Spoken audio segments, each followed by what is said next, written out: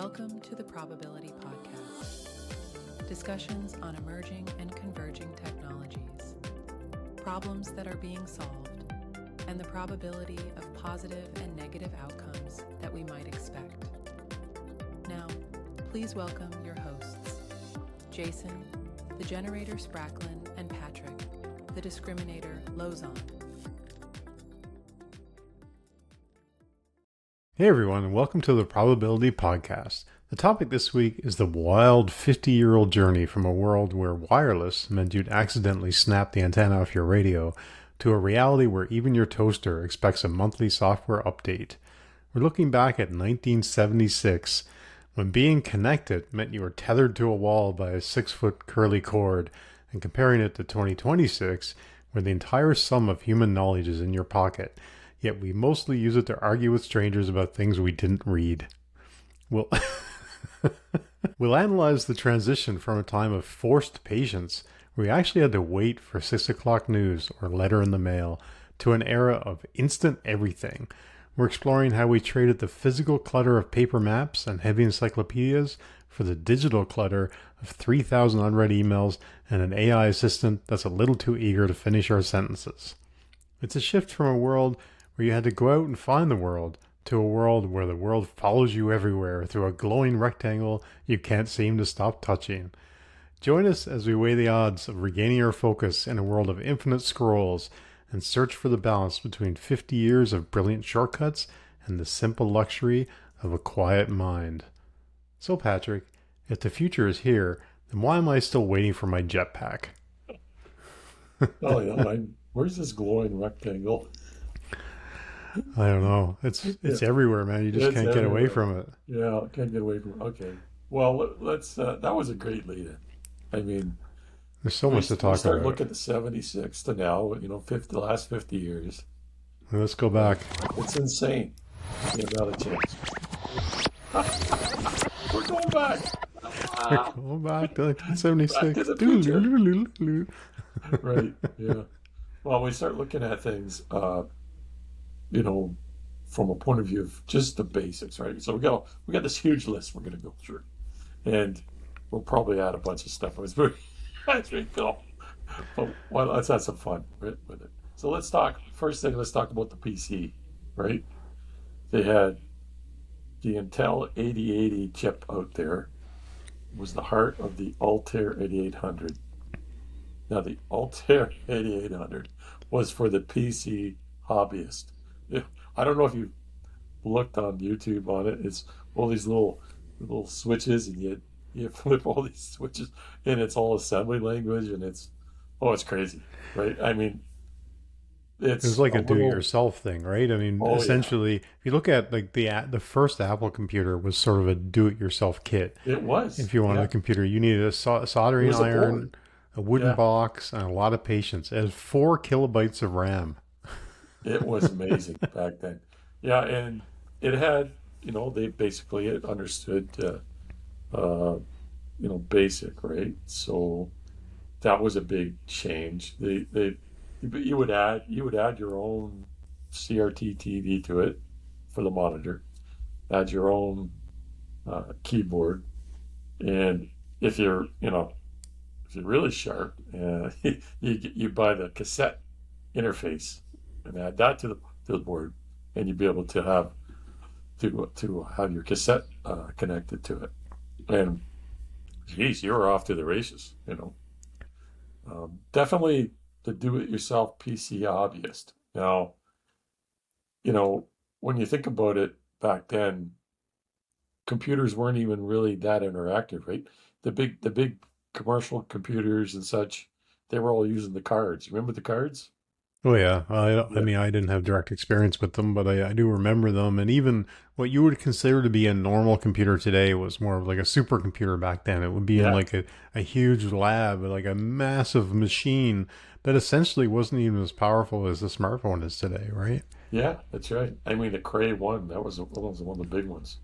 Cost $8 million, weighed 5 tons, had this huge cooling system on it.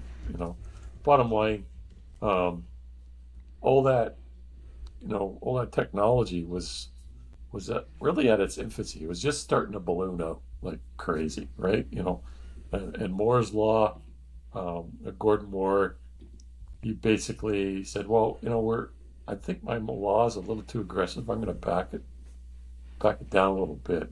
I'm going to have it double every 2 years instead of every year, because he was worried it wouldn't last through the decade. Was he was he in for a surprise the last 50 years? You know. So where are we today, right? We got these. Well, we all know that we've got chips that can have over 100 billion transistors, right? In it, embedded in them. I mean, we're talking uh, microns, right? Um, so tiny. Uh, your typical processing speed, and such as it's starting to look or compete with some subatomic behaviors. We're having noise from subatomic noise occur. So with that, of course, I think the density factors up by 16 million versus what it was back then, of transistors. We're able to do embedded neural processing units in our own pockets now. I mean, there's the Raspberry Pi is 1,000 times faster than the Cray One supercomputer. Um, Solid state drives. Yeah, if you look at as a cost per megabyte, we were like where are we at now? It's 0.00035 Well, if you look back at that Apple One, megabyte.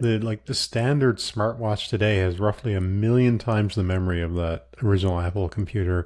I've seen quotes that essentially like we had less computing power for the Apollo mission in order to get to the moon than we have in like a smart fridge today.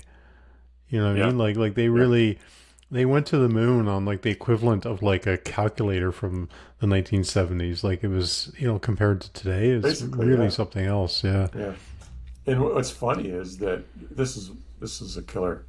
Is the Apple One has a high probability of working today, but you take the current 2026 chipset and over 15 to 20 years aging, it's a high probability of failure due to quantum tunneling and electron migration, and because all the logic gates, all the underlying tech is so thin, right?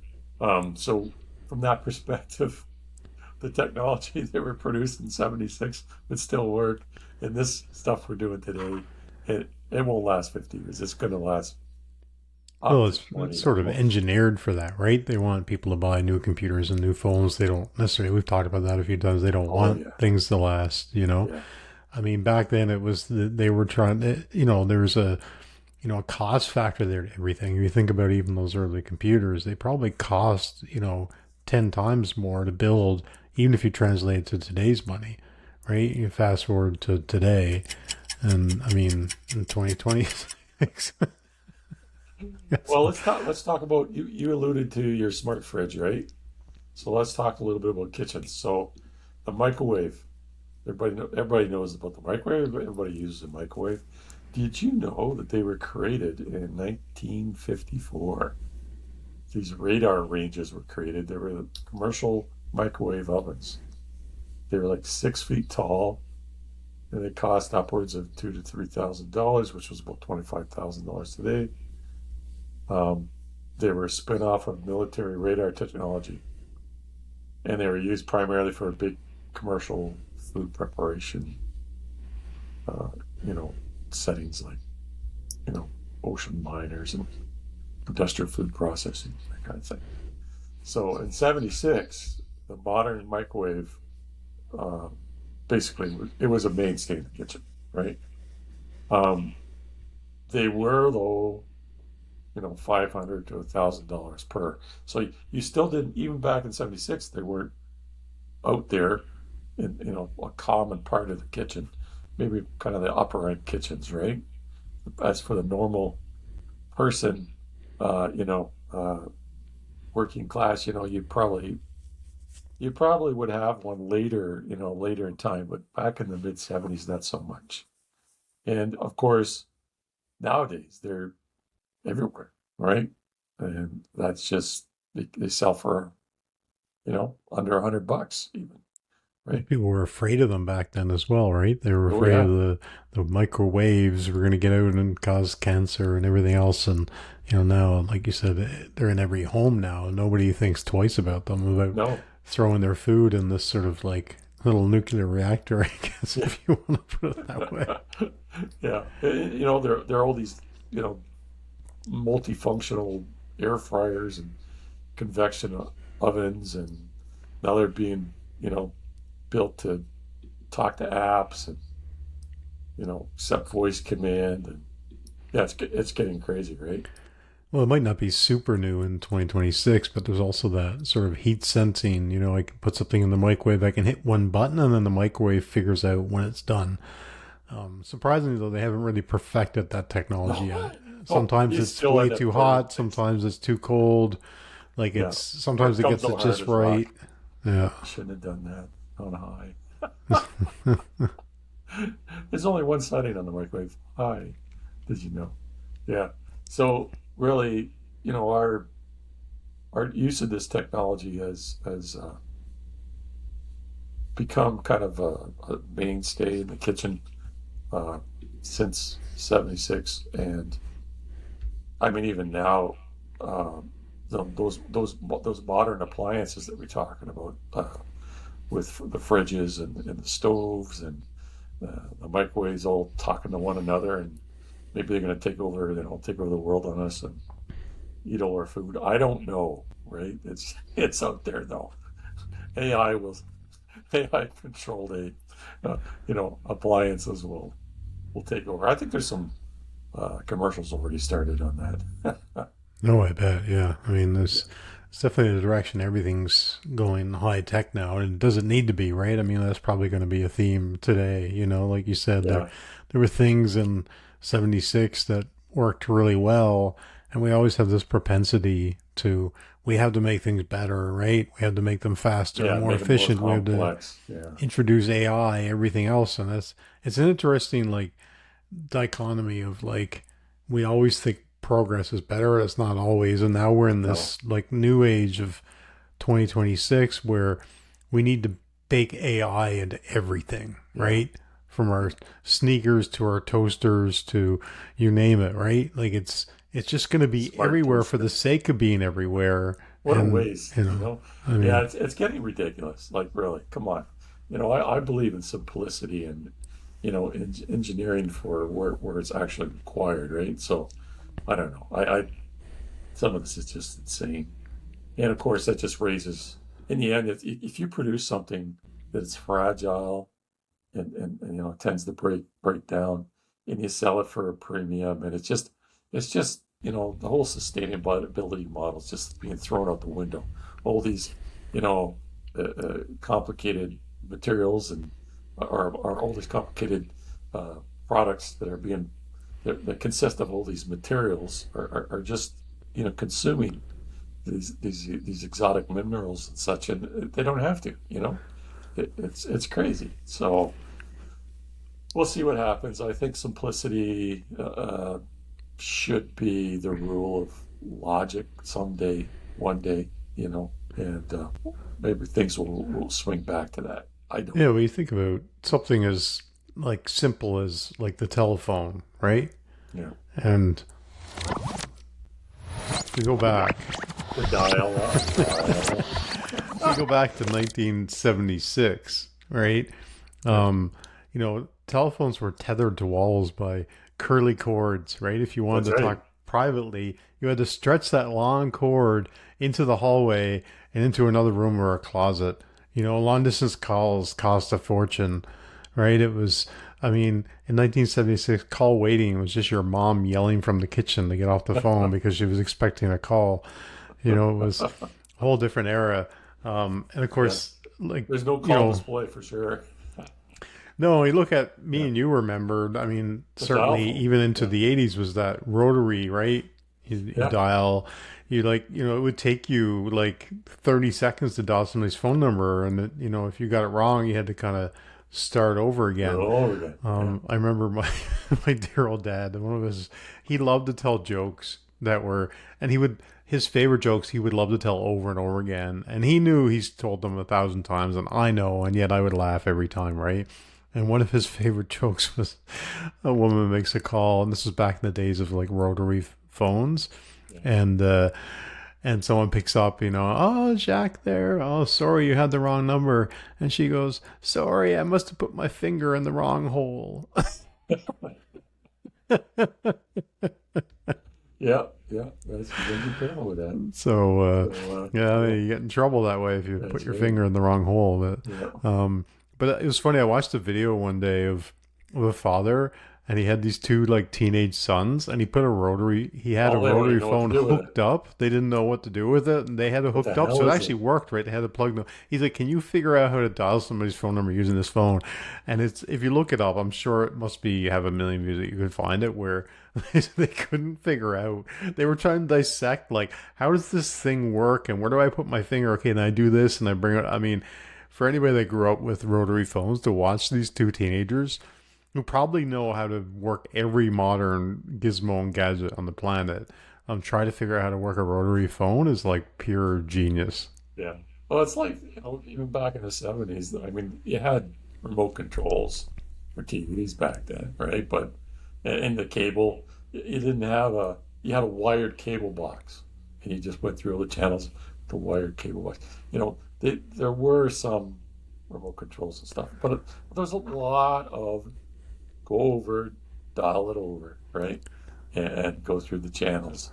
And, that a lot of that technology nowadays, we just take it for granted, But you lose where's the remote? Oh, it's buried in in the cushion on the couch. But everything had a singular purpose, right? Like phones were a communication device, essentially, right? And that's all, that was the entire purpose of what we consider to be a like telephone. In say 1976, fast forward 50 years later. I'm loving my sound effects today. Fast forward, 50 years later, and the phone is a supercomputer in your pocket, and it's your entire life, and it's everything, right? It's communication, it's consuming information, it's banking, it's everything, and we're at the point where we're going to be able to run like large language models locally on the phone, and we've got intelligence, within neural chips and everything else, right? And we're only, what do you think, 5 years from having like a quantum chip in our phone? Well, I would say it's longer for quantum chips. I don't know. Not at the pace we're going, man. It's kind of crazy, right? Yeah, but the idea is that we are, the Moore's law is still applying. We're still performing some amazing, tricks with our technology. I would hope, though, that the ideas around what we try to do with our technology, instead of getting more complex, somehow we work on the engineering of simplicity, right? And hide the complexity. That's the idea, right? In the end. That's supposed to be the idea. Well, you would hope so, not to expose the complexity. So, well, think about the juxtaposition of like what people consider to be a phone, 50 years ago, and now this idea of having, this multi-purpose supercomputer that connects, through to anybody and anything through the universe, right? Through, cellular towers and through, satellite internet, and just what you can do with just this very small piece of technology, 50 years later is pretty mind-blowing when you think about it. When you think of how far, I mean, we call them phones, but they're really not phones. In fact, most people don't even use them as a phone. Like most people don't actually make calls. They text, they send messages through social media, right? It's nice to talk to somebody every once in a while. Stop the damn texting, Oh man, it's funny when your phone rings and it's somebody, you're like, is something wrong? Like, why is somebody calling me? Like, why is this person calling me? Something must really be wrong. Like, because we're so used to texting. I got my best friend from high school who's, still, sort of my best friend, or one of my best friends is, we just communicate via text message all the time, and we very rarely actually like call each other and have a conversation on the phone. And I don't know why, but that's just sort of You don't know the why. way it is, right? It's just we've just like I, gotten comfortable with that form of sure. communication, I suppose, right? But it's just You know, indicative, right? I'm a firm believer in the old, physical contact thing. Actually talk to one another. Well, you must have like. I was gonna make a joke that Patrick was sleeping during the Me Too movement, but um, he likes the physical I guess, contact. yeah, the me too. Okay, I guess. Yeah. For people Okay, that let's don't keep know, going Patrick, before I get for me in people trouble. that some of this through, but for people that don't know Patrick well, if you haven't listened to this podcast, but if you have listened, you know that it's very likely Patrick has a rotary phone in his house right now that he uses on a regular basis. It really wouldn't Actually, be I do overly have some old surprising. tech on my phone. I do have an old push button phone. Ah, see, I knew it. Yeah, I knew it. You yeah. had to have But something. it's in a box somewhere. Yeah, Well, push button was probably more like the '80s, right? yeah, yeah, that's right. Yeah, All right. but What it else still are we works. gonna? Yeah. What else are we Okay, gonna go yeah. back and look Let's move at? to solar panel Let's because let's let's go back to '76 again. yeah. So back in '76, solar panels were, were there for the commercial operations and satellites. They were big. The big movement for solar power was to automate lighthouses, right? Because they're really remote locations, and you have, you know, they provide a critical service and so on and so forth. So the idea was, try to automate this as much as possible power wise. And yeah, so the bottom line, you get 10 watts per square foot. The cost was like 75 to $100 a watt. So yeah, and back then that was pricing back then. So it's like pricing now is $450 to $600 a watt. That's the equivalent pricing. Like those were expensive, right? No mass production, at any scale. Um, Exxon, they founded the Solar Power Corporation in '76, the oil company, because Yeah. they anticipated high oil costs in the future, and they wanted to move into, you know, learning about and developing alternative power Mm-hmm. technologies, and which is great. So it was the birth of an adoption of solar panels back then.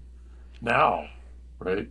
I mean, the idea is you can build your own solar array on your roof of your house, right? And pump all that energy into your own you know your own power banks.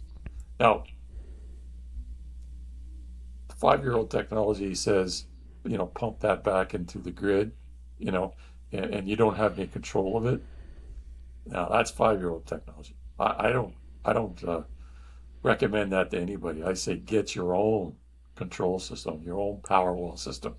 And there's a lot of power wall systems out there now, and you can basically have that connected to your power switch on an automated power switch on your house, and an automated um, monitoring system for all your circuits, and you can essentially uh, run off your batteries during peak power periods, and you can recharge, uh, when you're and utilize grid power at the like after 7 o'clock and stuff on the lowest billing cycle.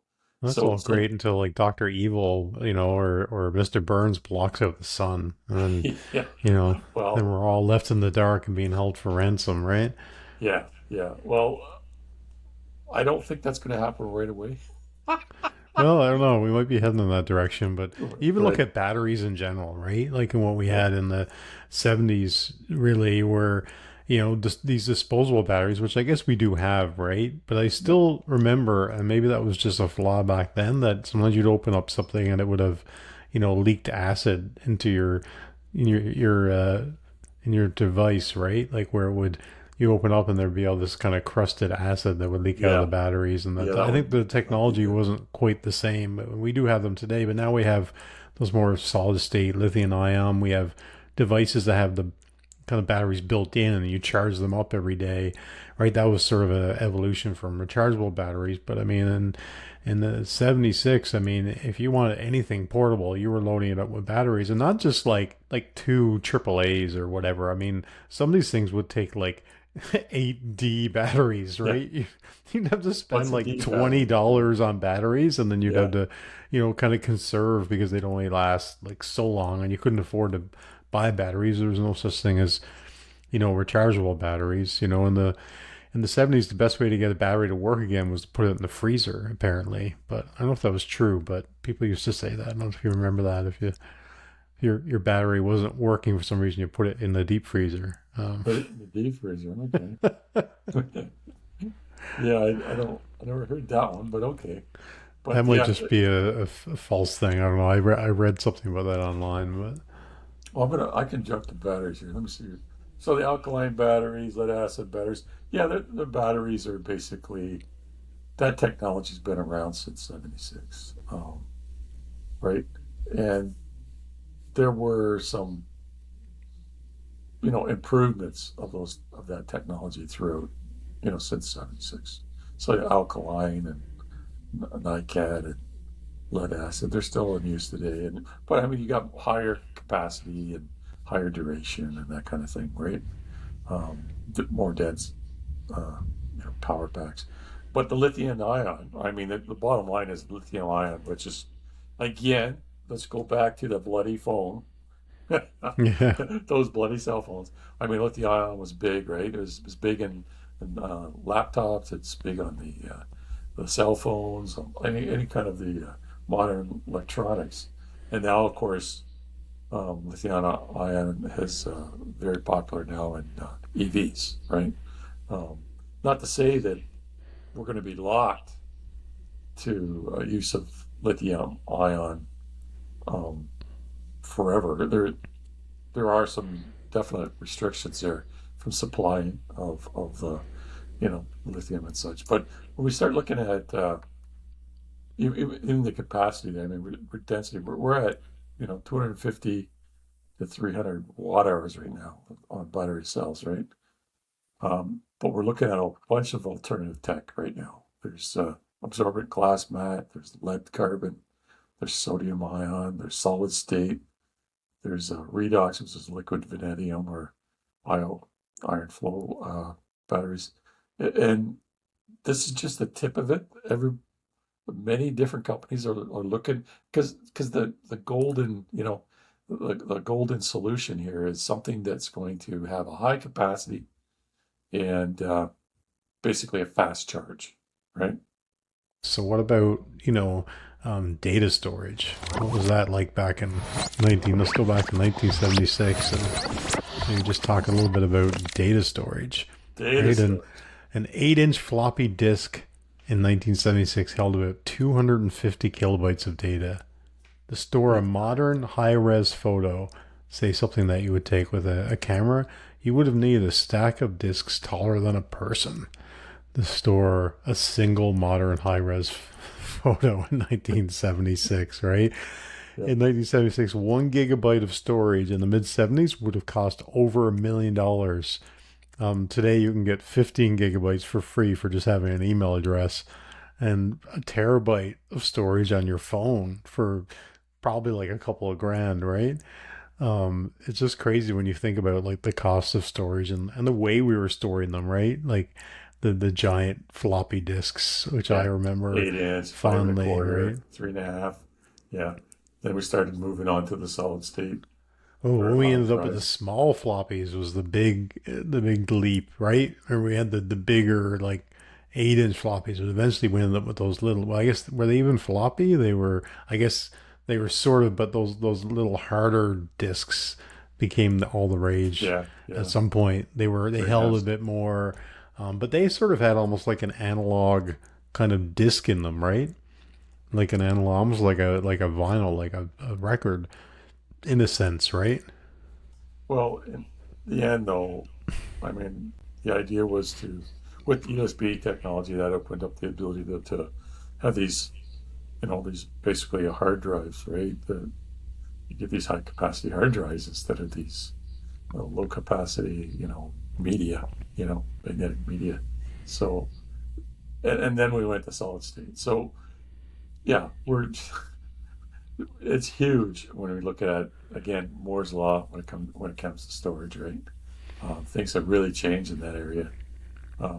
But where are we going? I know that there's lots of research being done on not only technology for like in the form of different type of materials, but there's also biotechnology that we're looking at, right?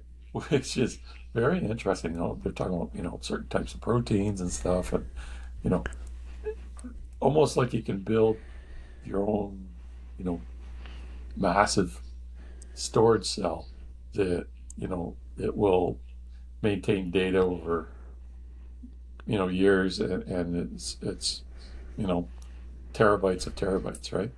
Well, there's this like, technologies called like DNA storage or crystal memory.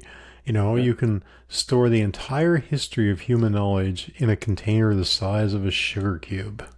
I yeah. mean, it's just madness when you think But about it. that's And what I we're guess that looking was, at. Yeah. Now, a lot of these devices are not quite there yet, but the idea is that, well, with any technology, the big, the what happens to enable it is the standardization, right?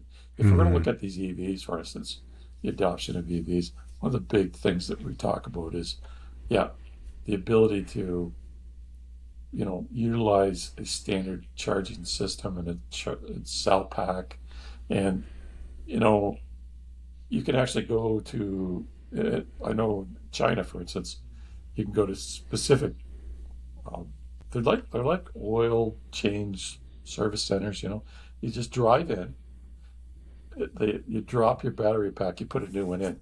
It takes 3 to 5 minutes. So the idea is that the charging process is no longer a problem, right? Because you got a new fully charged battery pack instead of you know waiting half hour, an hour and a half for your car to charge. Your it's the equivalent time as would it take to fill up your tank, right? And really, the time it takes to fill up your tank, is that really needed anymore? I mean, what happens if we build out our highway system to actually charge your car on the fly, right? And we don't have to stop ever, right? And what happens if we adopt, you know, all these sustainable power systems, and also feed that into the grid, right? And hmm the the idea being, of course, is that power's available when and where you need it.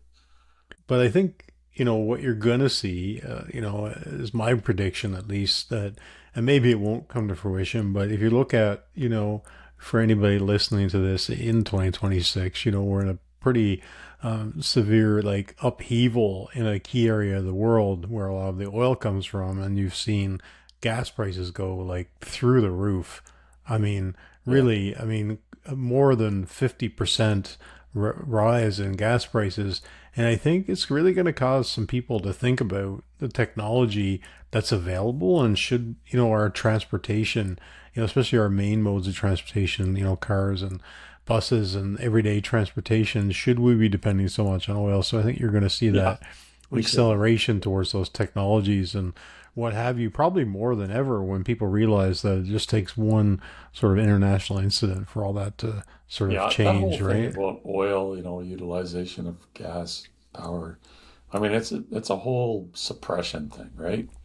It's big money suppressing, you know, evolution, right?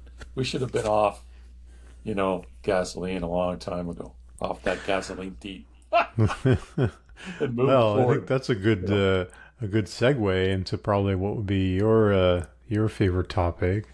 Let's go back.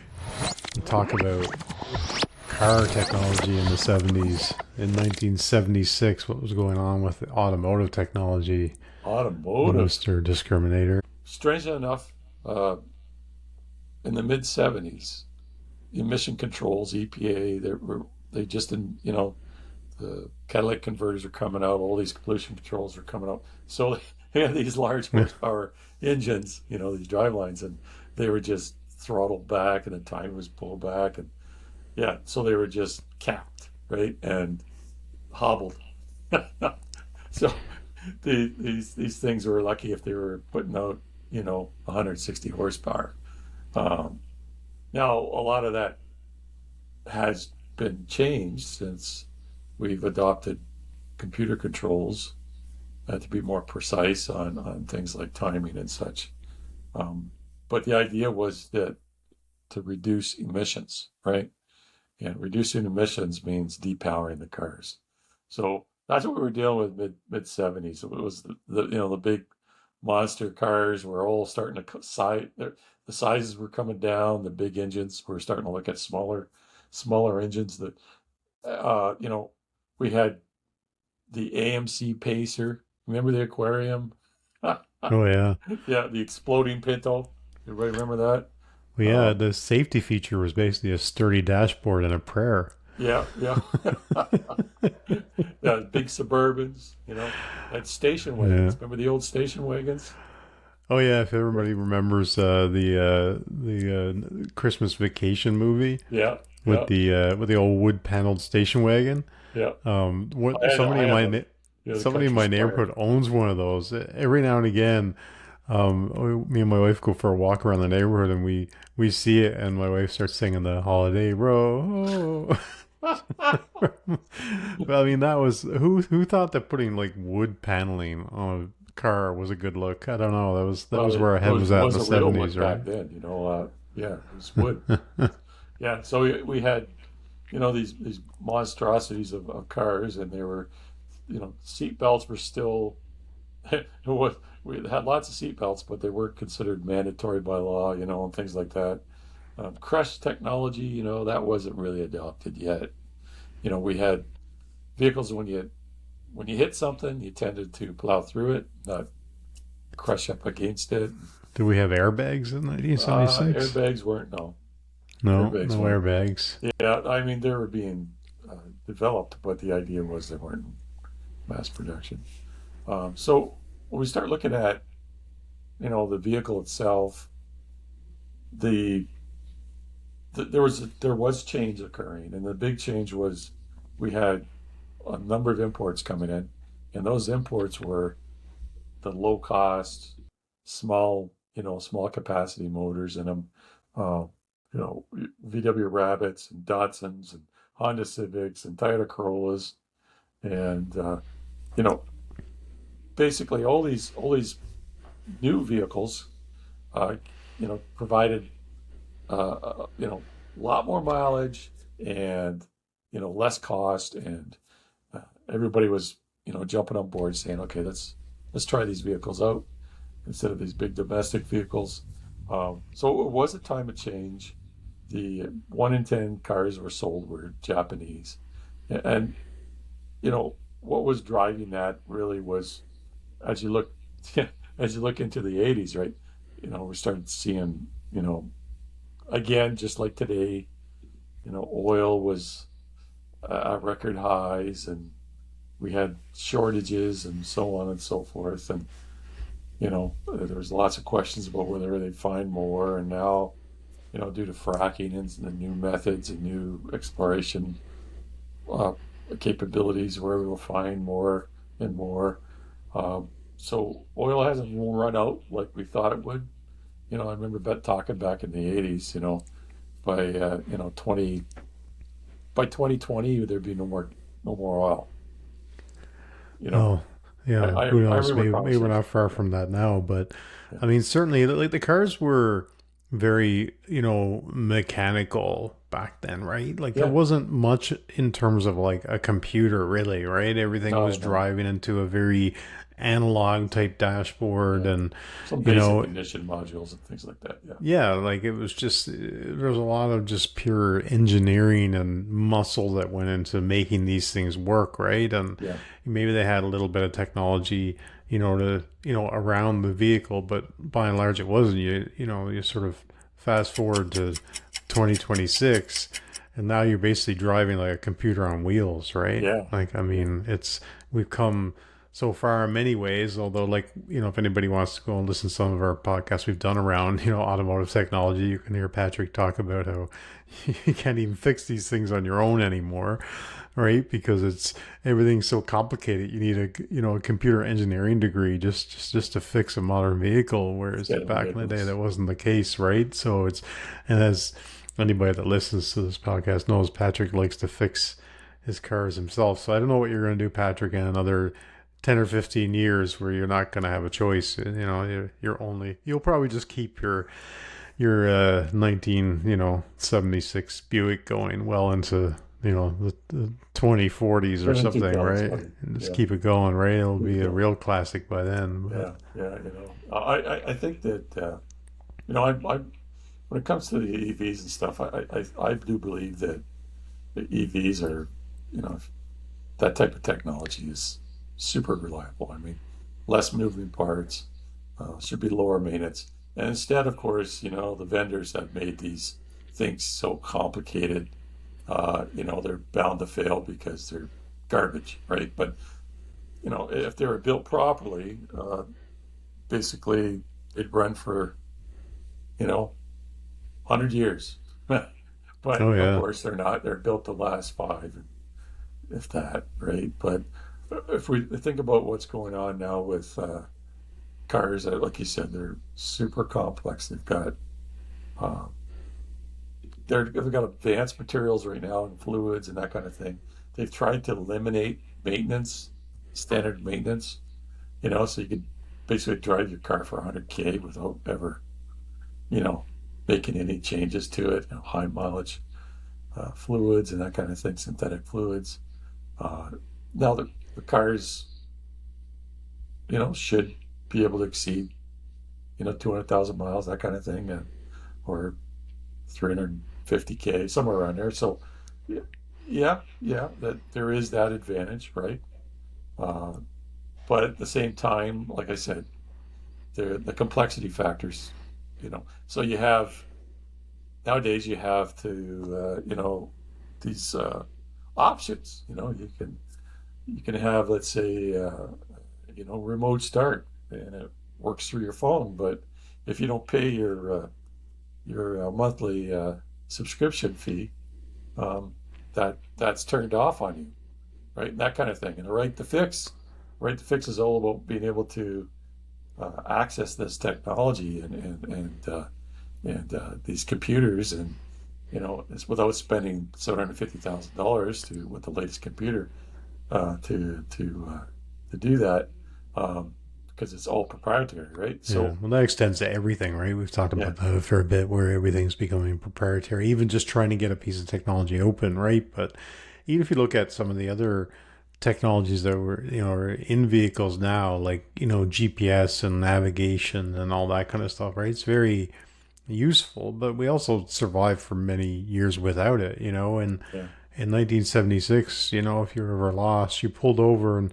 wrestled with a 4 foot wide paper map, hey, right? pulled up the map. And Yeah. then you can never figure out how to fold it back the way it was folded to begin with. But I mean, it was, Well, the only problem I find with the map approach is not that you can't read a map, is that you can't find the signs on the road. You can't find it straight was to the that, road. yeah. It's Yeah, interesting that you mentioned that because, like, and it wasn't really that long ago, right? So I went to college, I went back to college when I was a little bit older and took like computer science type stuff. And I was living in a city and I had a phone, but it was just when cell phones initially came out, when they were the flip phones. This was in the early 2000s. We still only had flip phones, right? We didn't have these modern smartphones until like 2006, 2007, whenever the iPhones and so on came out. And I still remember getting lost And what you're describing is correct. That it wasn't so much that the map was the problem, is that I didn't know where I was on the map. Right? Yeah, And I would like almost every day, because I was in a new city, I would get lost on the way home from work somehow. I don't even know how. Like I did, I guess I just didn't have like the route figured out, or I would end up in the wrong lane and I'd end up on the side of the road with a map out. I must look like quite the tourist. But, and to your point, like figuring out which streets you were at, and then not just that, but even if you figured out the street, go onto the map and then try to like go through all these streets and try to figure out where you are on the map. I mean, it yeah. was really something else, but we still survived. I mean, I drove halfway across the country 5 times with nothing but a paper map, you And you know? didn't have a phone with you. It's like, oh, if you broke down, you would have to, hoof it over to somebody who would Well, knock on the I had door. the flip phone, but it Yeah, had no navigation or anything on it, right? So at least I had the ability to call or what have you, right? But at the same time, it had no navigation, so I was literally planning out my routes via maps and looking for signs. Whereas today, I would just punch it into to Google Maps or Waze, and it would just guide me there the whole way. I mean, it's almost indispensable now, yeah, right? Unless you're driving a regular route every day, if you're going anywhere, just punch it in. It tells you where to go.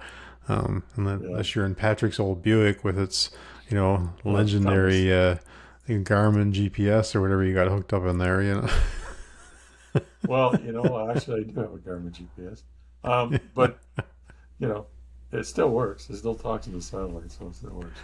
But All the right. the idea is that when you utilize all this technology and you use it as a crutch, right? Then what happens when, right? Yeah, So yeah, there's, we start getting into, heavy CME activity, and all of a sudden these satellites go offline, and right, then, are you able to function now? Are you able to get home on your own or find this place on your own? yeah. Then where are the maps? Well, they're no longer in your glove box. They're, some cars are coming out now. They don't even have a glove box, right? You have no backup, and I don't like that. I don't like that at all. So yeah.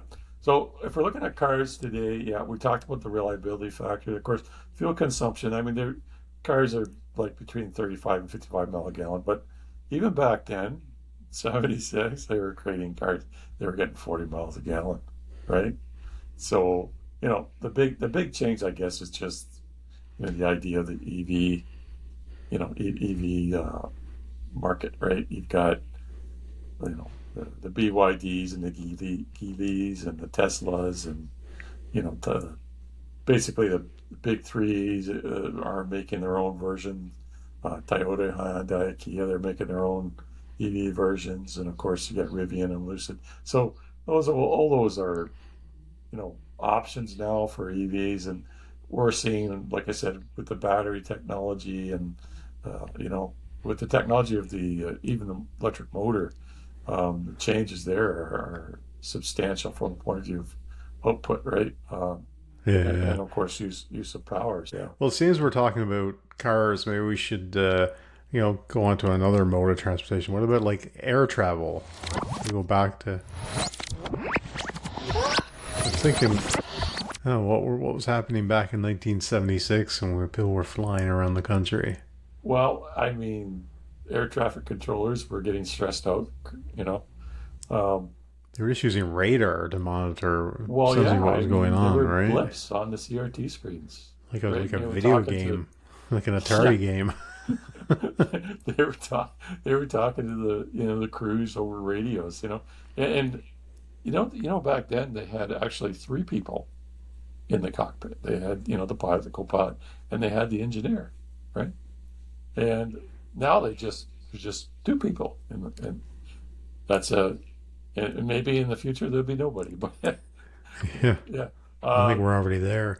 But yeah, what is this? When they were over oceans, they were often out of range, so they relied on interval reports from pilots. I mean, yeah, what is that? yeah. I mean, bottom line, I mean, today, I mean, they're basically going back and bouncing off the satellites, right? So, um, they with the GPS positioning and the communication links that are the plane is talking to You know, there's data collection occurring on the plane systems as well as you know the flight control systems as well. So there's data being passed all the time, right? Um, we'll call that the active transponder approach, right? Um, well, back in the battle days, you know, things were a lot more on the edge, you know, and Would you call them the bad old days? the battle days, yeah. You know, and their safety was it 6 accidents per million flights. You So could that, at smoke least that's cigarettes gone on down. flights. I mean, I don't think accidents was half the problem. I mean, you're allowed to light up a cigarette on a flight. I mean, that's just Yeah, you could you think smoke. about doing that today. Oh my God. Oh, no, they yeah, they throw you out of the plane. You know, 10,000 feet up. Yeah. You can't do that. Yeah, so I No. mean, think about airport security. It's a bit of a joke, you know. Do you have a ticket? Yeah, go ahead, get on. You know, Yeah, I mean as that you was smoke your before cigarette. before the days of instance. Yeah, you could smoke your cigarette as you were walking onto the plane, That's right? right. And Yeah, but I mean today, I mean you go into one of these larger airports, and I mean you got to walk through what looks like some kind of time traveling device. Speaking of time yeah. traveling today, I mean it's really something It's else. called at You least kind an of hour to go through. Yeah, that's the time zone. but you get in this sort of like contraption, and it's you kind of put your arms above your head, and these things circle all around you like they're going to send you into outer space or something. I mean, Yeah, it's really the high tech, is even like on the security side today compared to what it used to be. But it kind of has to be. The world has changed, right? And interesting enough, though, they had 1976 was the debut of the Concorde. It was a supersonic commercial airliner, able to fly from London to New York in 3.5 hours. yeah, But eventually, I think there was a crash at one point, and it became, less desirable, right? And it was really, I remember reading the biography of the final biography of Ozzy Osbourne, and he described getting on these Concords with a bunch of other sort of rock stars or movie stars, and they would get on, they'd be in New York in 3 hours type thing. And it was really quite something. But then they sort of they had to put those out of commission due to, I think there was one accident, like I said, but it's kind yeah. of I don't think though that it was just about they had a couple fires and stuff. It wasn't just that. I think it was about cost. That's all ultimately. When you have these jets pumping through the fuel, right? And it's cost and of course there's constant safety requirements. So between cost hmm and safety, basically the industry moved to that over speed, over performance, the capabilities to get you there quicker. So yeah, so we're down to zero point zero 0.06 incidents per million flights. So went from 6 to zero point zero so 0.06. 100 times safer essentially Yeah, now versus then, right? yeah, yeah. So I think that's still a good thing. You know, I I don't know. I know that if you look at planes today, there's not only is the technology for you know efficiency, but it's also from a point of view of emissions. Also, they're also more efficient and a little bit more friendlier to the skies. We'll, Well, we'll they're talk a essentially little running bit. on autopilot, right? They're Yeah, essentially, yeah, like computers are flying. I mean, obviously there's some human involvement in ensuring like they're landing properly and whatnot, but by and large, I mean, they're sort of running on a autopilot connected to, GPS and other technologies to understand like what's going on around them, right? And the pilot's sort of monitoring the yeah, aircraft as opposed to flying it as they would in yeah. 1976, I suppose, right? Well, there's a fundamental problem too with that approach is that everything works great until it doesn't, right? So you're, as a pilot, Yeah. you're not doing anything. You're not fully engaged. You're not on edge like you would be if you were actively flying. Just reading a And book. then all of a sudden, poof, there's a problem and you have to jump in, right? And you have to fully engage and if you don't respond within proper amount of time, which may mean it may mean seconds. You could have a major disaster on your hands. So that's a problem. I see it as a problem, right? There's no real solution to that for that, but it's out there, and it is biting everybody. And the thing is that you've got to somehow, if you have a pilot, then you got to keep that pilot engaged and active, right? And with that, that certainly helps to pass the time too, for that person who engages as a pilot, right? So let's jump back to nuclear because you're not letting me do We're that. going to go from airlines to nuclear power. Eh? All right. Yeah, Well, what was what happening was with happening? nuclear back Yeah. then? What do you think? What was going on? Let's rewind all the way back. Okay, so 76, nuclear was booming, right? Nuclear was the answer, right? It was going to be the answer. We're going to produce, right? If you look at what was happening back then, 45 to 50% of our power was coming from coal in North America, anyway. And this could vary throughout the world, right? So we were, chugging out the fumes and the carbon dioxide, and polluting the world, and at the same time, we need to power, industry, right? So, Has that changed? Aren't we still burning coal in 2026? well, we'll get there, but I mean, basically, the vision was to, we're going to produce up to 70%.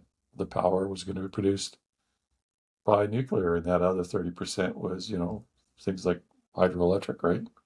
So mid 76 was a great time for everybody to think about, okay, all the possibilities here of this. And we were building reactors all the way through all the different countries. We've got, I don't know how many hundred now in the States. And uh, from a point of view of, redundancy and stuff, there's lots of leaps that are like the CANDU reactor, for instance, out of Canada. There's lots of new introductions of, what I say new is the original nuclear designs actually were based on the 50s, and those changes, Yeah. so newer would be the, engineering from the 60s, right?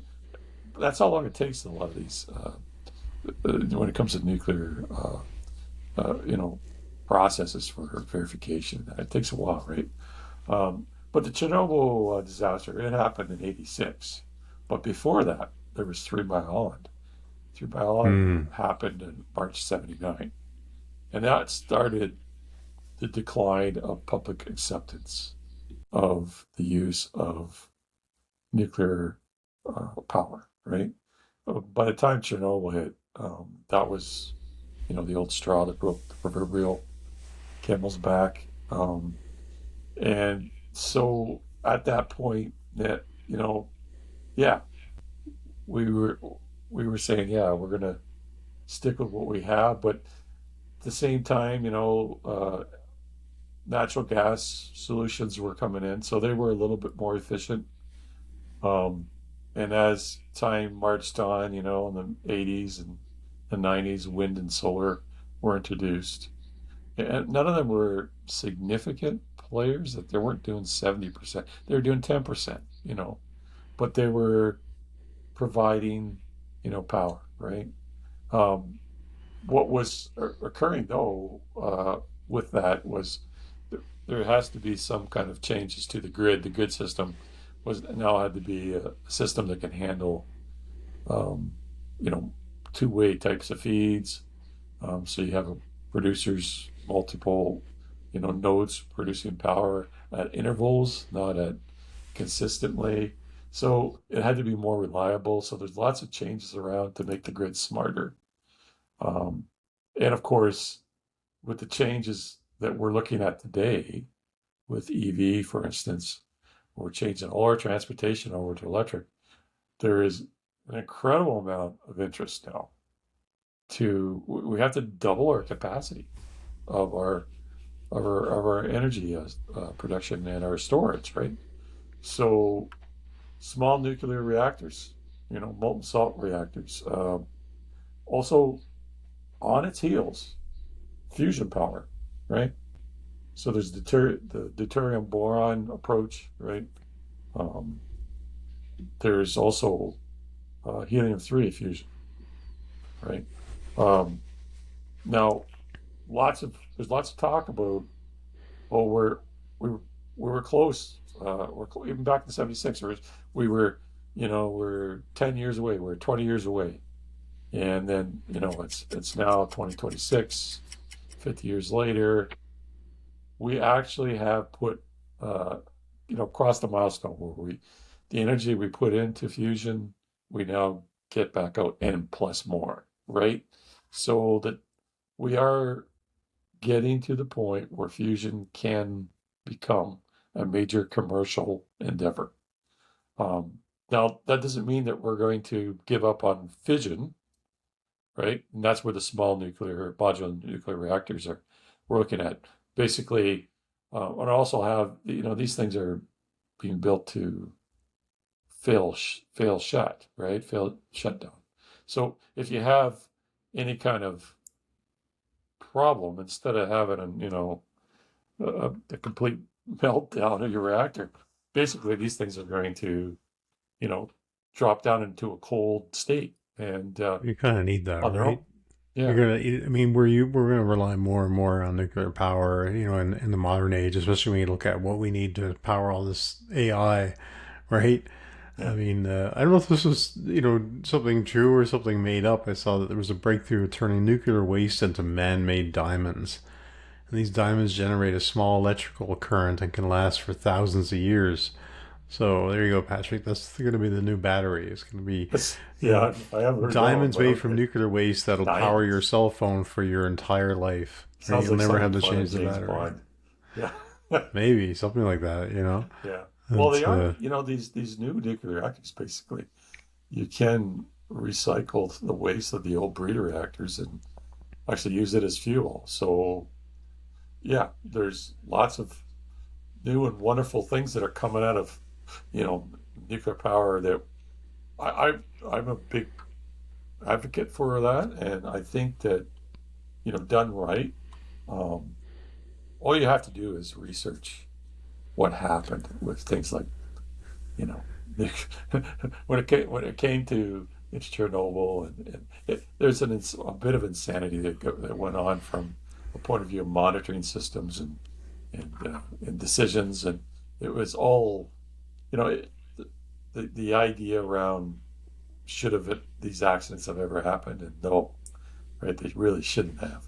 There was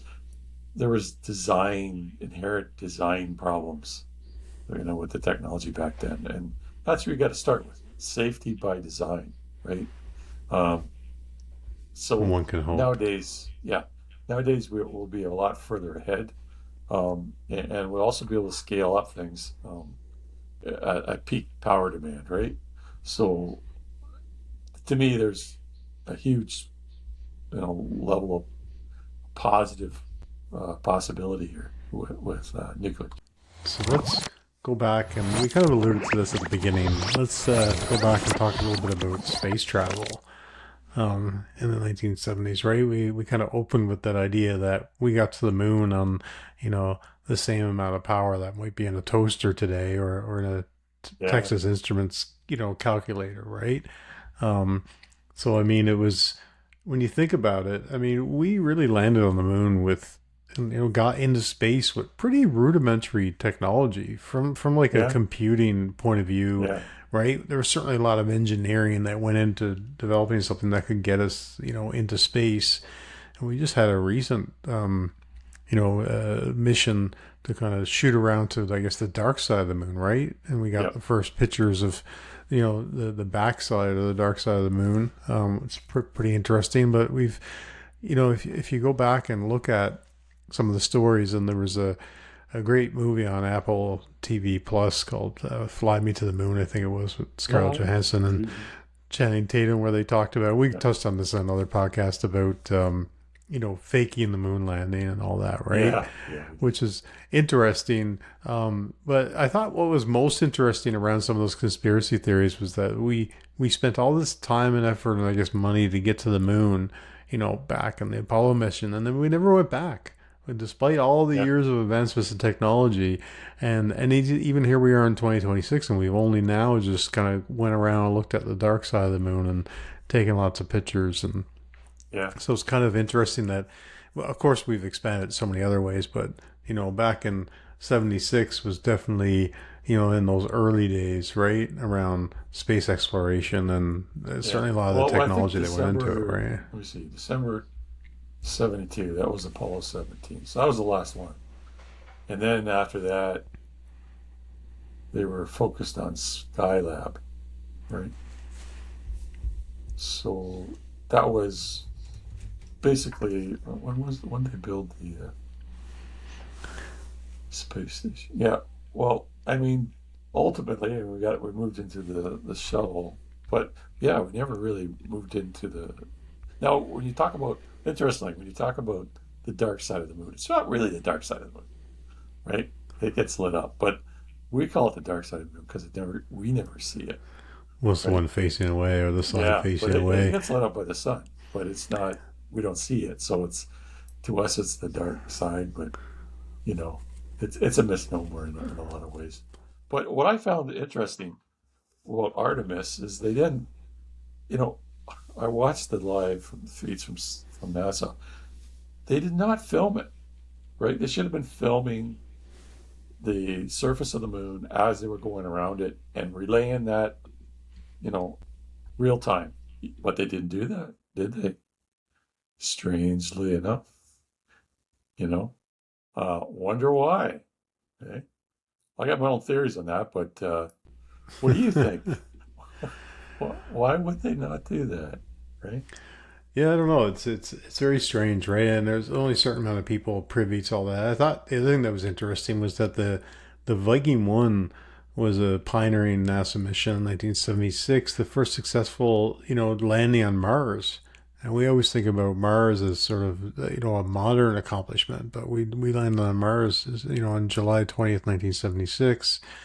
Obviously looking for signs of life and that type of thing. The first close-up images and data from the Martian surface, right?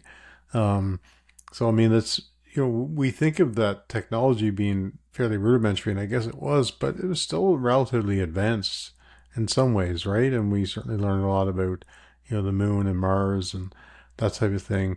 Basically, if you look at the equivalent, expenditure, it costs $7.1 billion in today's money for that mission to send that to Mars. That was a huge investment. Yeah. It's pretty interesting. Yeah. I mean, even with ISS, I mean, we were looking at the late 90s when they put that in.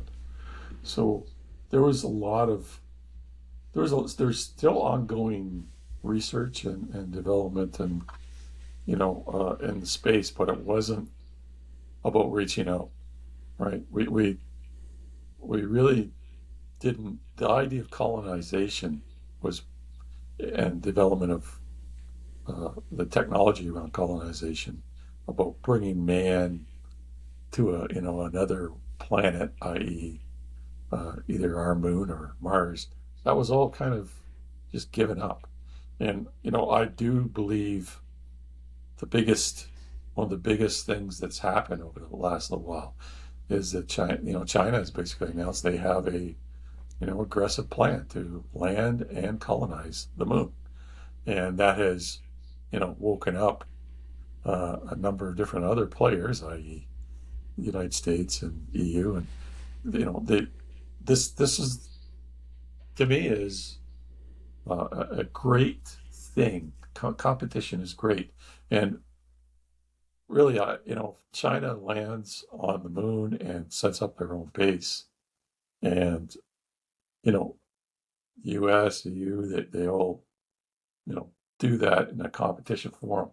That's great because sooner or later something's going to go wrong, and there's going to be partners out there to help each other, right? Yeah. And because it's an endeavor for mankind, right?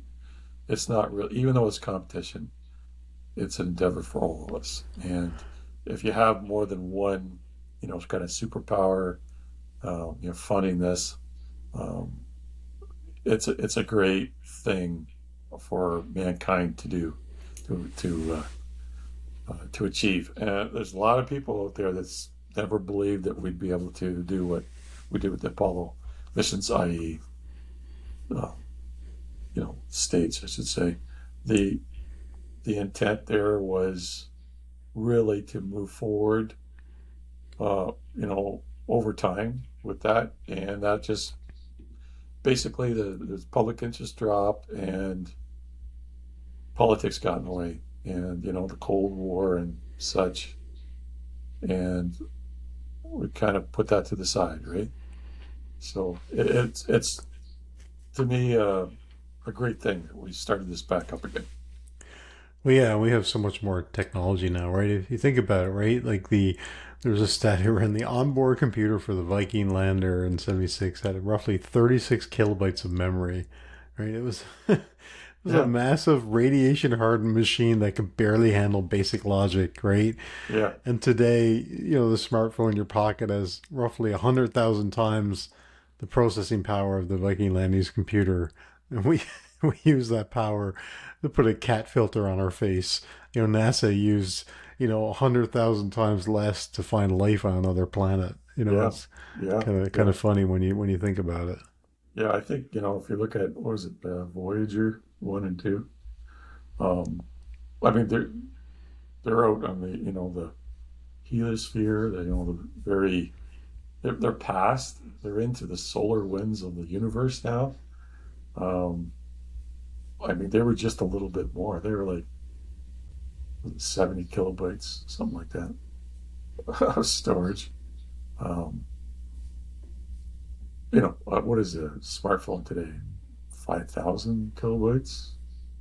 It just goes to, I mean, I don't know if you remember, they were talking about Voyager and they had to reprogram it a little while ago. They had a backup system. They had to revert to a backup system for the communication because, the original system, they went corrupt. And, like you said, it's radiation and age and so on and so forth. Lots of things can go wrong. And they had to remotely, tweak this computer system on this very, very old piece of technology, Oh right? And yeah. they succeeded. It came back online. It's still talking, right? So, yeah, it's amazing piece of technology, even though if you think about it, it's old and it's very limited. Um, and I can only hope that we can build something as good uh, today, as resilient and reliable, right? And I think that's the challenge. There's a lot of focus on quantity versus quality, right? No, fair enough. Yeah, I think we're just living in such a dramatically different time, right? Yeah, But let's go back and look at let's go back in time again. Let's go back way back. way back again in 1976. Let's switch gears into some like entertainment type things. What was Right. keeping us sort of entertained, right? If you think about, we had, back, ding. If you think about, we had what, three or four channels, or was, I mean, today you have like a million, right? Billion. Yeah. If you wanted to watch a movie, you had to go to a movie theater, right? There What? was No no way. such thing as even like Betamax or VHS, right? I mean, maybe that was just starting to come around. I mean, I still remember, I've probably told you the story before, but my father was a school principal, an elementary school principal, and of course, if anybody that grew up in the '70s, knew that you would go to a movie theater, but you also had these smaller projectors that were in schools, right? And then they would show this kind of educational films, and if you were lucky, maybe they'd bring in a movie to watch, right? And I remember my dad would sometimes bring home the reel-to-reel projector on the weekend, and he would go to a distributor of reel-to-reel films where he could rent one, where he probably had to put down $500 just to rent it. Who knows, right? And then would bring home the projector screen. He would set it up in the basement. We would sit in our basement sometimes and watch a movie, and oftentimes it What? was like an older type movie, but it was still fascinating to be able to watch like an actual movie Yeah. at home. Even back then, they didn't show movies on TV, right? So it was, in terms of home entertainment, there was obviously television existed, but it was, fairly limited, and certainly not today where I can pick up my, again, my supercomputer smartphone and watch an entire movie through a streaming service and have a selection of 500, 1,000, 10,000, a billion different movies on my phone that I can just dial up on demand, But right? It's just very different, right? I don't subscribe to watching a movie on a little 2-inch screen. I just don't get it. The day of 80-inch LCD screens. Why the hell you want to look at a 2-inch screen? I don't want to do that. I really don't. I want to. Well, I want for my some surround people, sound. I want the full, experience. But anyway, there's that portability factor, right? I mean, that's really what we have now. Is whether it's on your laptop or a screen or a phone or what have you, right? It's just that, but again, it's that difference as well of everything being streaming on demand. And of course, this wasn't 1976, but it wasn't that long ago that I would have to get my car and drive to the local neighborhood, Blockbuster Video and rent a movie and bring it home, and then return it late and pay, 5 times what the movie was worth in late fees and everything else, right? So it was, well, even back in the 70s, if you think about it, like just with movies themselves, of course, we were the idea of the VCR and stuff hadn't even started yet, right? I think there were some. I forget the name. It was some records. They were records. You remember that? Well, they had I don't know if that was in the 70s, it might have been the 80s. They had laser discs. I think they were called. Right? Is that what you're thinking of? But and also that like just even before, even the technology of the televisions themselves, right? And the huge what they would call tube TVs, right? There was no such thing as a flat TV, right? No. A flat screen TV. In fact, I still remember when I moved into the house I'm in now with my wife, and that was like 20 years ago, I guess. And she owned this TV, this big tube TV. It was a good size, right? Like 36-inch TV or something, right? Yeah. I mean, when I went to get rid of it, I had to get a friend to come over and help me carry it out of the house. I mean, it was so heavy. And yet today I can just carry it. I mean, the TV that's in, my bedroom, which is like a 55-inch flat screen, I can carry it myself. Quite light. Yeah. It's 55. And of course, everything's, as far as technology goes, everything's remote. I can control everything through my phone.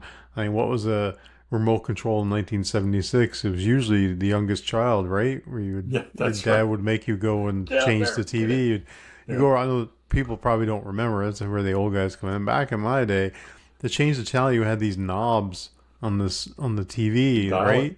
A dial, and you'd have to like dial around, and you'd have to go like click, click, click, click, click until you like found the channel. Not just that, think about before we even had cable, where we had rabbit ears, where these 2 antennas on top of the TV, where you had to like move them around and kind of get them. I remember at one point we figured out something was broken. We had to like hang a sock off of one of the antennas to get it to sit in the right position. So we just dial in, and sometimes the sock would just put the right weight so it would hang in the right way. Otherwise, you'd have to stand there and hold it, and you had a crystal clear picture. Yes. You get it as close as you could. Sometimes you get a little bit of snow, and then you get up and have to change to a different channel. Well, of course, then you had to go and adjust the rabbit ears again to kind of dial in that channel, right? And then some of the TVs had multiple dials. I mean, when I think about it, it was absolutely bonkers what we had to deal with to watch TV. But you could actually just get a set of rabbit ears, which cost almost nothing, and you could pick up channels just from the air, right? You wouldn't have to pay anything. Essentially, they would just broadcast them into the air. I mean, that doesn't exist anymore either, right? Yeah. Well, even back in '76, they, wasn't just TVs. I mean, you go out, right? You go out for fun, so you go to arcades, right? The initial arcades were old pinball machines, but then they got into the big games like Space Invaders and such. And I remember those. Remember that, but that was late '70s and early '80s. That's where you'd be, right? Checking it out. Oh, I remember. They had those in the mall, right? I remember going to the shopping mall with my family, and I mean, you'd walk by, and these arcade, rooms were full of like dozens of these machines that were all beeping and whirring and playing music of some sorts, and it was like this magical kind of place. Like you just would look in there and you couldn't believe what was going on there, because this was before you had that technology in your home, and you'd beg your parents for money, or I think earlier you'd had to go in and buy tokens. They would give you these tokens that you would put, coins, like fake coins you would put in the machines. And, and then of course, depending how good you were, you could keep playing. Every time you lost, you'd have to pump it full of more quarters. But it was, it was advanced technology really at the time, but there was also something of like a cultural thing of being in an arcade. And it was still social, because everybody would be, trying to get a better score, and people would be talking to one another a little bit. People would gather around to watch some guy who was really killing it on one game. And there was that social aspect, which I guess has moved online now, right? Yeah. But even that was like the arcades. I don't know how advanced they were in 76, but 1976 was sort of around the time when you had the first like home video game, which of course, from a practical point of view, couldn't be like the arcade games, but Pong was the first big, home game. And you bought essentially like a Pong machine. That's all it did. It was just, for anybody that wants to look it up online, it was like one. No, Pong was like 70s for sure. The original Pong game, it was essentially like, and if you want to go look it up, it was like a line on each side with a dot that would go back and forth. Yeah, and essentially like pinging the dot back and forth. We lost our minds playing Pong. And when I think about what, kids have available today in video games, right? So basic, but there was something to it because it was interactive. It wasn't just... watching something. There was an interactivity, and you were playing against somebody, and it was just sort of fun in a sense, right? Home Pong was out there. Yeah, I was never doing that at the 70s. But Atari was a big one, right?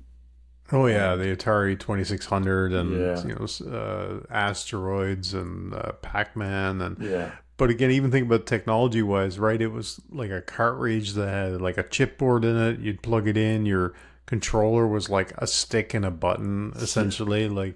But there was a simplicity to those games. As someone that has grown up, a gamer my whole life, you go back and there's a simple joy in some of those games that are honestly lost in modern gaming. Modern gaming is so complex, and you're in these immersive 3D worlds with controllers with a million buttons and ways to control your avatar and screen and everything. And there's certainly some entertainment to be had there too, but there was a simplicity of the Pong and the Asteroids that was just very easygoing and also sometimes very difficult. I find that, I've probably mentioned that before, but sometimes I find some of those simple games are actually more challenging in a sense because they're less forgiving, right? Which is kind of interesting, and from a psychological point of view, right? But anyway, it was so maybe we can let's talk about music too, eh? Music. Go back to the click clack of the 8-track. The 8-track, man. Yeah. No, I bet you a lot of the audience that doesn't even know what an 8-track even looks like. All right, Patrick, tell us what an 8-track is. Well, it's like a cassette, right? It's just this big version of a cassette. Right. 8 spools of cassette magnetic tape inside, I guess, essentially, right? There's 8 different tracks on the cassette, but the idea, of course, is that the technology wasn't, that crazy. It was the idea of what they could put, what media they could put music out on in analog form, that people could play.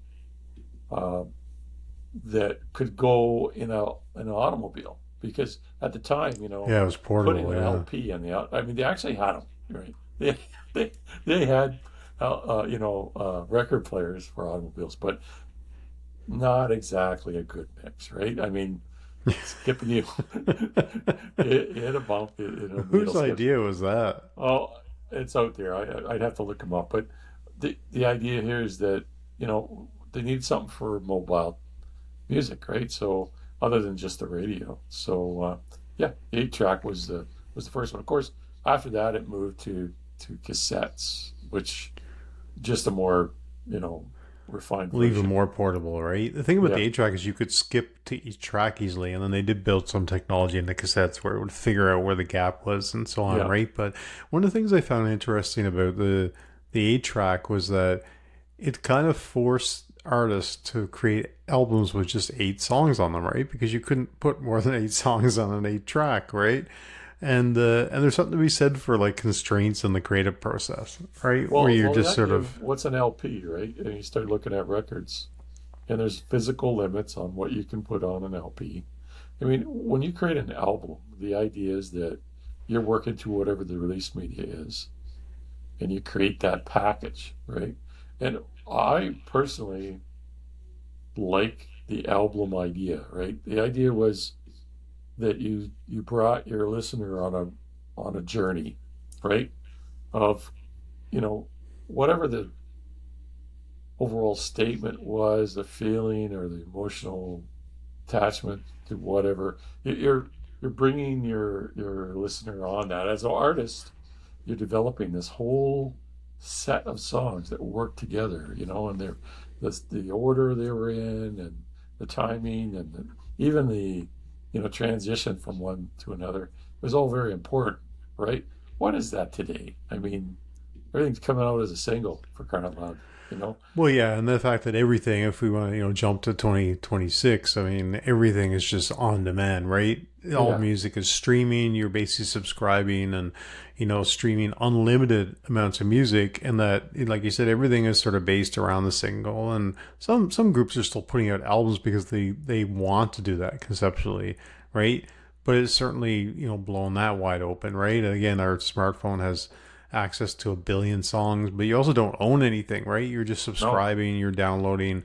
You can download, the music to your phone, but it's still tied to the subscription. And I mean, yeah. it's just By the what's way, you interesting got to though pay, is, pay, pay, pay, pay, pay, pay, pay, right? It's a well, little that's the ridiculous. thing. Well, it's a double-edged sword in a sense, right? That maybe you don't own the music, and also the artists aren't getting paid for that music as much as they were, right? Unless they release some physical vinyl or what have you.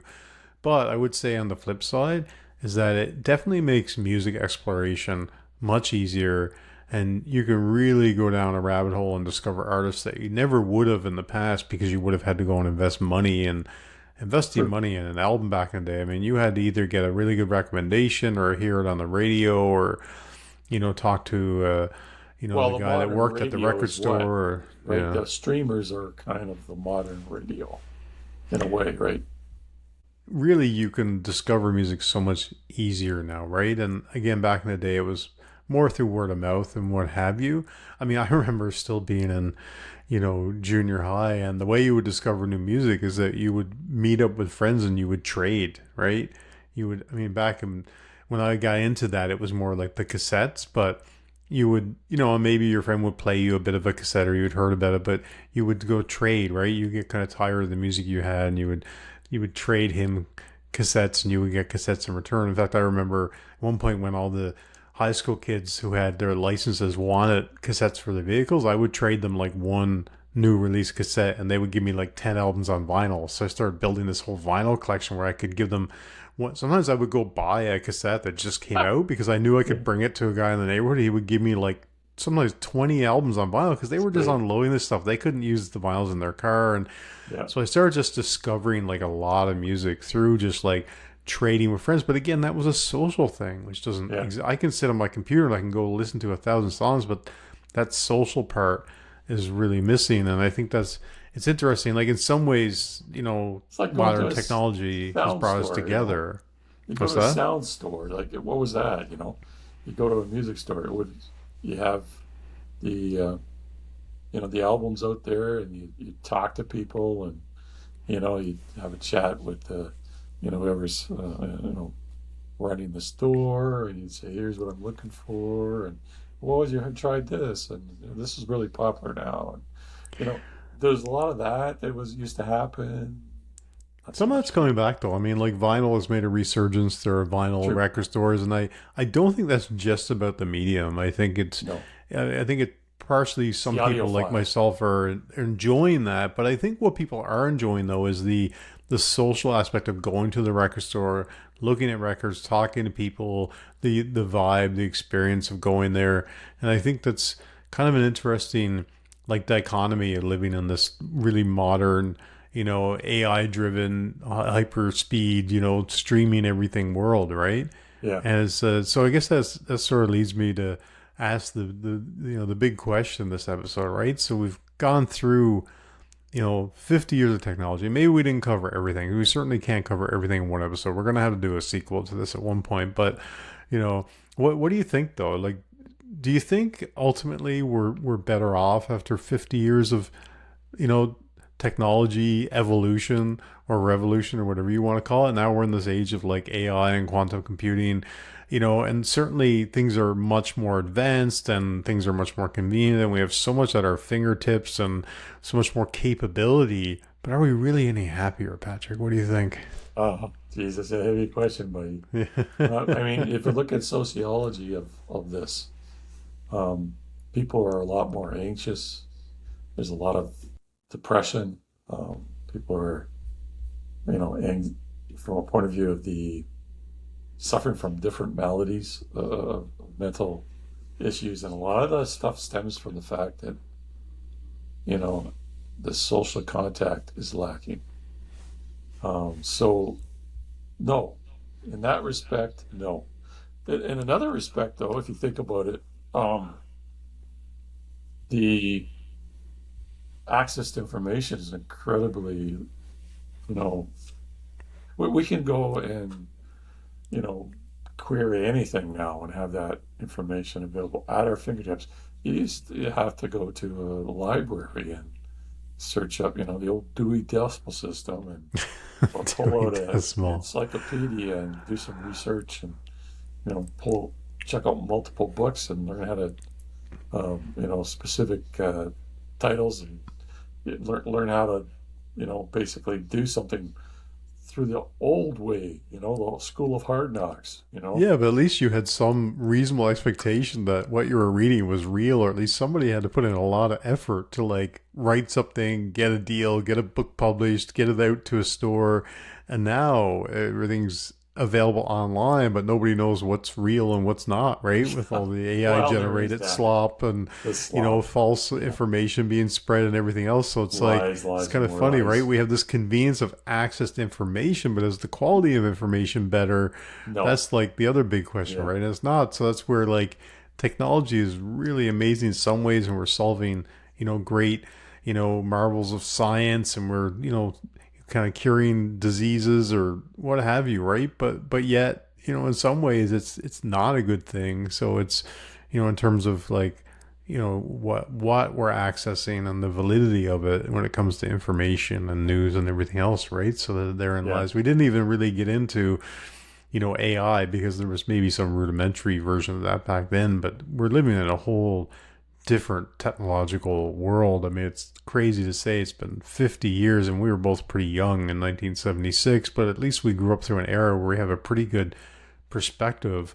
I don't think people were any less happy back then, for sure. In some ways, maybe more, like we said, right? I think there were, but maybe certain things were more of a struggle.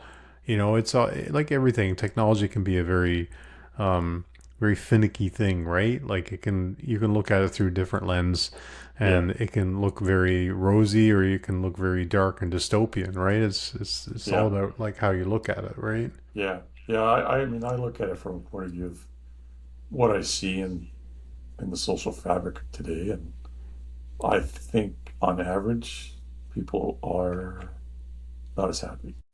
Go. Let's wind her back, man. Let's go back to 76. Well, yeah, we should really go back. Let's go back. Oh, let's go. Let's get back there, Patrick.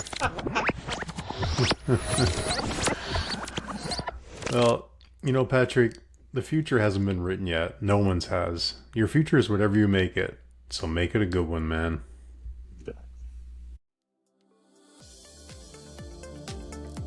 Thank you for listening to the Probability Podcast. Please join us next time